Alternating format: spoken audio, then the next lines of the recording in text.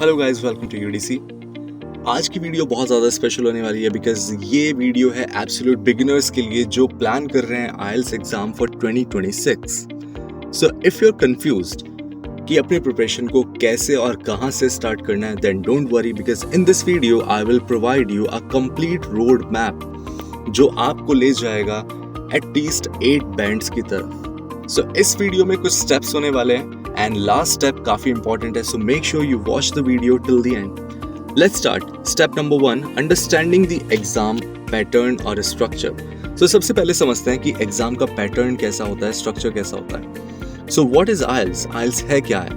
IELTS stands for International English Language Testing System. कुछ समझ नहीं आया? सिंपल करके समझते हैं। IELTS एक एग्जाम है जो टेस्ट करता है आपकी इंग्लिश को। Okay?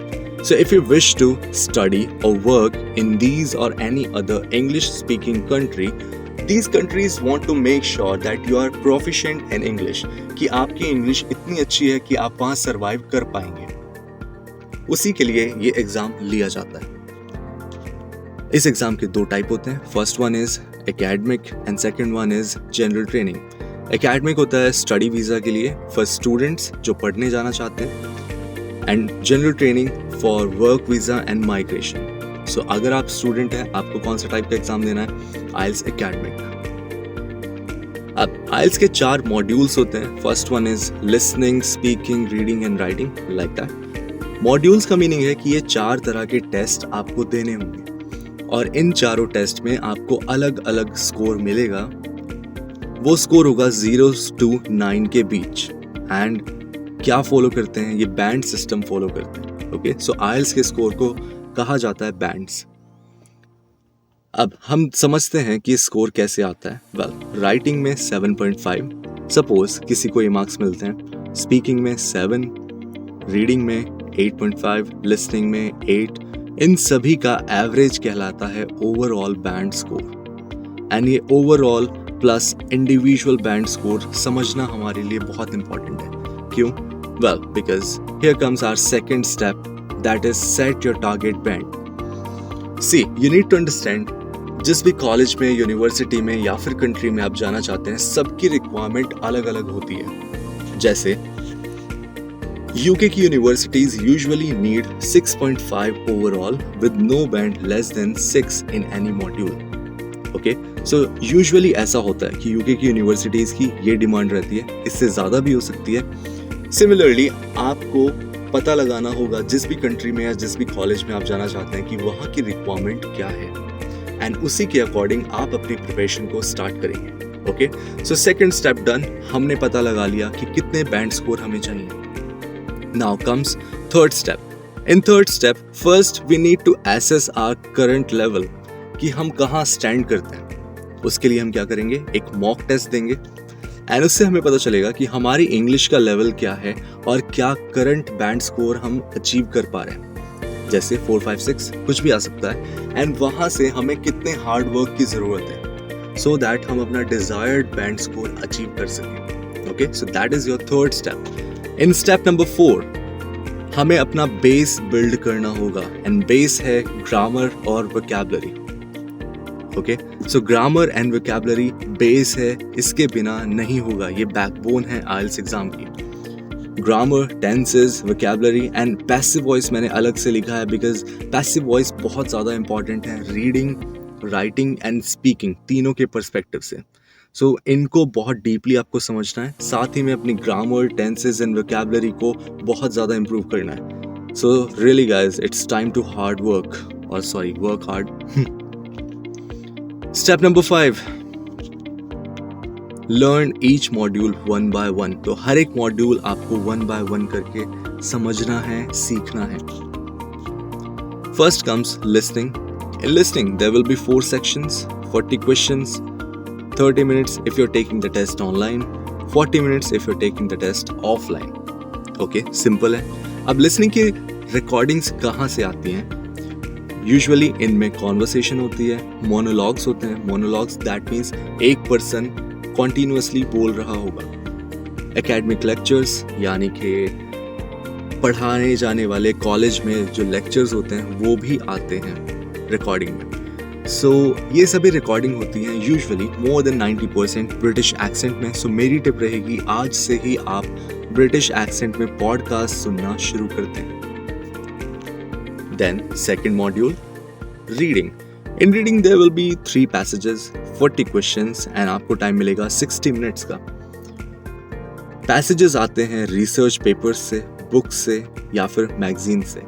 ओके, सो ये सब ना पढ़ के आप सीधा रीडिंग टेस्ट लगाना शुरू कर सकते हैं। एंड उनमें भी मेरी टिप रहेगी आप true false not given, matching headings and MCQ के ऊपर ज़्यादा फोकस करें, because more than half test इन्हीं से आता है।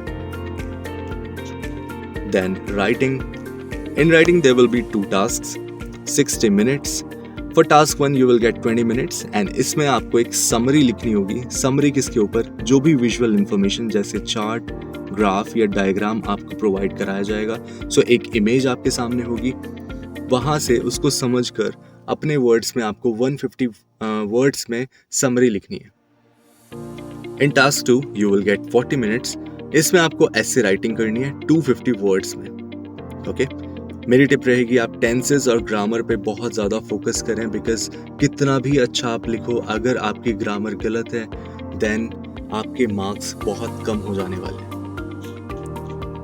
And now our last module, that is speaking. In speaking there will be 3 parts. Test चलता है सिर्फ और सिर्फ 10 से 15 मिनट। ये सभी पार्ट्स हैं, आप आराम से पढ़ सकते हैं। और यूजुअली स्टूडेंट्स ये प्रॉब्लम फेस करते हैं। हमारे पास जो सभी स्टूडेंट्स आते हैं वो कहते हैं सभी मॉड्यूल्स में वो प्रैक्टिस कर सकते हैं, लेकिन जब बात आती है स्पीकिंग की, अक्सर वो कहते हैं कि हम किसके साथ प्रैक्टिस करें। सो ऐसे में आप परेशान मत हो। मेरी टिप रहेगी आप अपनी वीडियोस को रिकॉर्ड करो फ़ोन पर इस स्पीकिंग को प्रैक्टिस करने के लिए। सो इन दिस केस आपको किसी की ज़रूरत नहीं होगी, आप आराम से अपने फ़ोन के साथ स्पीकिंग की प्रैक्टिस कर सकते हैं।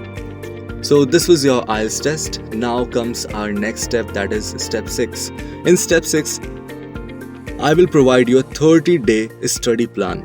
आपको क्या क्या करना है 1 month में? Well, फर्स्ट वीक में आपको फोकस करना है फॉर्मेट को समझने में और लिसनिंग को करने में। Okay, so first week listening module में जाएगा, सेकेंड वीक रीडिंग मॉड्यूल के लिए, और एवरी संडे आपको फुल मॉक टेस्ट देना है। थर्ड वीक आपको सिर्फ और सिर्फ राइटिंग की प्रैक्टिस करनी है। एंड फोर्थ वीक में आ जाने के बाद आपको स्पीकिंग की प्रैक्टिस के साथ साथ फुल लेंथ मॉक टेस्ट भी देने हैं। Okay, so first week listening, second week reading, third week writing, fourth week speaking. This is it. Additional tip रहेगी, एक स्किल को यानी एक मॉड्यूल को एक दिन करें, सबको मिक्सअप ना करें। चारों मॉड्यूल एक साथ लेकर के ना बैठें, आप कंफ्यूज हो जाओगे, आपका ब्रेन कंफ्यूज हो जाएगा। सो सॉर्ट करके सभी चीज़ों को उसी वे में प्रिपरेशन करें। And this is our last step, that is step number 7. Now I told you this step is really important. Why it is important? See, जब आप टेस्ट देने जाएंगे उससे पहले एटलीस्ट आपको 3 मॉक टेस्ट देने हैं। क्यों? वेल, यूजुअली क्या होता है, जब हम सीधे ही टेस्ट देने चले जाते हैं हम कहीं ना कहीं अंडर कॉन्फिडेंट फील करते हैं, लेकिन जब हम ऑलरेडी मॉक टेस्ट दे चुके होंगे ये बूस्ट करता है हमारे कॉन्फिडेंस को। साथ ही के साथ आपको बहुत प्रॉपरली स्लीप लेनी है, अच्छी नींद लेनी है, बिकॉज यूजुअली ऐसा होता है जब हम कम नींद में टेस्ट देने जाते हैं वहाँ पर हमारा ब्रेन सही से वर्क नहीं कर पाता है, इन्फॉर्मेशन को प्रोसेस नहीं कर पाता है। ओके, सो सबसे इंपॉर्टेंट है आपको एटलीस्ट 3 मॉक टेस्ट देने हैं एंड उसके बाद ही आपको टेस्ट देने जाना है। So just believe in your hard work और dream and you can do anything. Best of luck. इसके अलावा आपको अगर कोई भी एडिशनल इन्फॉर्मेशन चाहिए, we are always here for your IELTS and PTE preparations helps. Okay, so this is it. Thank you so much for being in the video. Bye bye, take care, see you in the next video.